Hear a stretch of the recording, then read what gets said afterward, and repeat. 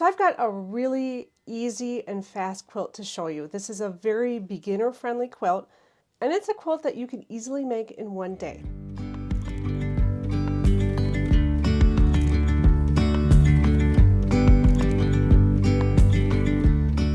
Welcome! I'm so glad that you're here. If you are new here, I'm Kathy for the Delafield Quilt Company, and I love making quilts, and I show how I make those quilts on this channel. If you're not new here, welcome back. I'm so glad that you're here. And this quilt is actually kind of a part 2 from an earlier quilt that I did called the Millie's quilt. So if you followed along on that one and you have the 16 fat quarters and you save them, then you might want to check out this quilt because you'll have exactly enough to make this quilt top. And here is what this quilt top looks like.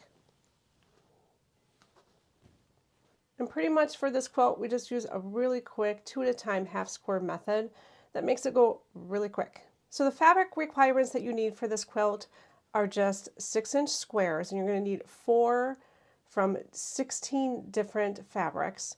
If you have 16 fat quarters, that'll work out great. Plus you'll have enough to make that Millie's quilt. And you also need about 1/4 yard for the border and 1/4 yard for the binding. All right, let me show you how I made this quilt.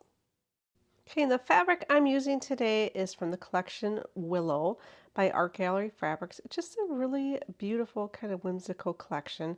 I've also got this matching fabric for the border and some fabric for the binding here. And I just want to tell you a little bit about how this quilt comes together because you do have to have your fabrics in the right order to get this nice kind of chevron arrow look of the quilt.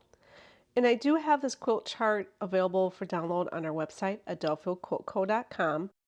So this quilt is actually made up of 8 rows, but it's actually a combination of 4 rows that we just repeat to get a total of 8.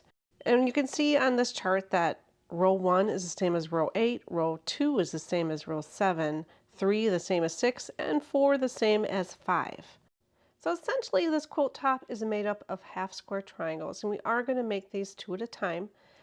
And this chart is included with the download, so no need to try to write this down now. So we're going to create 2 sets of each of the combinations that you see on this chart here.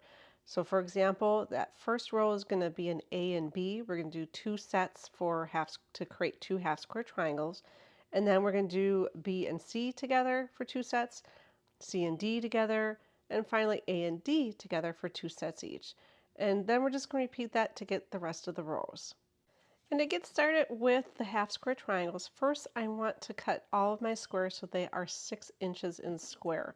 I'm just going to layer a few that I haven't cut yet, and I'm going to just try to cut 4 at a time here. And I'm going to just use one of my square rulers. I'm going to cut 2 clean sides first. And then once I've trimmed that so I have a nice square edge, I'm going to turn this piece and use my ruler, line it up with the 6-inch markings on my ruler, and then trim the other 2 sides. I've already done a good portion of these squares, but I'm going to go ahead and cut the rest of these. And if you have one of those nice rotating mats, this would be a good time to use it. I've got this one here that I really like that has this little bit of a suction cup underneath it. So when I put it on my mat or my table, it just stays nice in place, and then I can easily pick it up later when I want to move it. Okay, so I've got all of my 6-inch squares cut, and now I'm just going to put them in order for each of the rows, just so I don't have to figure this out on the fly. I figured it's good just to sort them now, and then they'll be in the right place when I go to sew these together. All right, I'm just going to start with one of the rows now, and I'm just going to put my fabrics together. Just remember you need 2 sets of each of the combinations that I shared earlier. And once you have your sets together, now it's time to make our 2 at a time half square triangles. Now to do this, I do need to draw a diagonal line, and I'm going to choose to draw on probably the lighter piece of the combinations, just so I can see that line a little bit better. And I'm just going to use one of my longer rulers and just an old-fashioned pencil. And to make sure I'm drawing this in the right spot, I keep my ruler just slightly below each point, and then I start in the middle of the square and then take the pencil to the outer edges. I find that starting in the middle helps me to not catch those edges and just seems to work a little bit smoother. And then I'm just going to stick a pin in the set just to keep it together. And then I'm just going to go ahead and get the rest of this roll all set up, and then I'm going to show you how I sew it. All right, now that I got these all put together, I'm ready to sew these. And I'm basically just going to sew a 1/4 inch on both sides of the lines that I drew on each of these sets. And I am going to use a scant 1/4 inch. And I am using my 1/4 inch foot on my sewing machine to get that perfect scant 1/4 inch.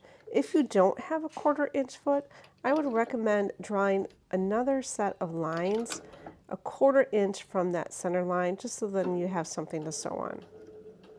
And again, I'm going to sew on both sides of this line at a scant 1/4 inch.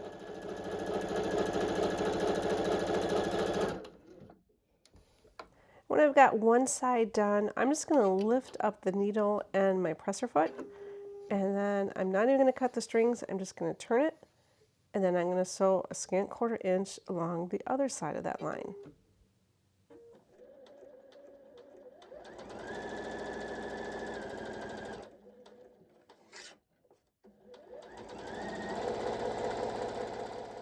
And hopefully you can see this. It's a little hard with the white thread that I use, but hopefully you can see that there are 2 sewn lines, one on each side of that pencil line I drew on earlier.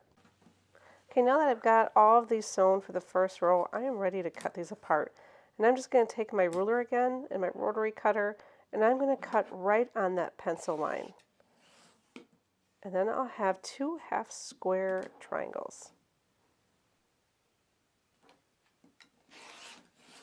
And to press these, I'm just going to press the seam to one side, and I'm going to press towards the darker fabric of each set. And now that I've got these all pressed, I'm going to trim them so they're exactly 5.5 inches. So I'm going to start by lining up my 45-degree ruler mark on the middle seam of each of these. I'm going to get 2 clean sides, then I'm going to turn it. I'm going to make sure I'm at the 5.5 inch side square, and then I'm going to cut the other 2 sides. Now that I've got these all trimmed down, I'm going to go ahead and lay out one of my rows here. And I'm just going to again use that chart from earlier to make sure that I've got them going in the right direction. The points kind of go together in the center, and then it creates kind of a chevron pattern kind of moving out from the center. So I'm just going to lay it all out first for one row, and then I'll sew it together. And I'm going to start by sewing the center 2 squares together first. And this one, I do need to make sure that I get a nice point on here. So I want to make sure I line up these seams really well. And I'm going to just make sure I double check it. And then I'm going to put a pin right on that seam line just to make sure I've got that nice and secure. And now I'm going to sew a 1/4 inch seam on the side here. So this one I think was the trickier one to sew together. So now I'm ready to move on to the sides, and I'm just going to line them up again and a 1/4 inch seam, and then I'm just going to keep moving along this row until I have that whole row done. All right, now I've got this one row all done, and I'm ready to move on. I'm going to keep on sewing, and then I'll come back and I will show you what the finished quilt top looks like. And here's what the finished quilt top looks like. I did end up putting a 2.5 inch border on all of the sides just to make this quilt a little bit bigger. And if you haven't yet, just a reminder, there is another quilt that I use the same fabric in. So if you have 16 fat quarters that you're using, you might want to check out the Millie quilt. Well, I hope that you liked this video. If you haven't yet, please subscribe and visit our little quilt shop at delafieldquiltco.com. Have a great day.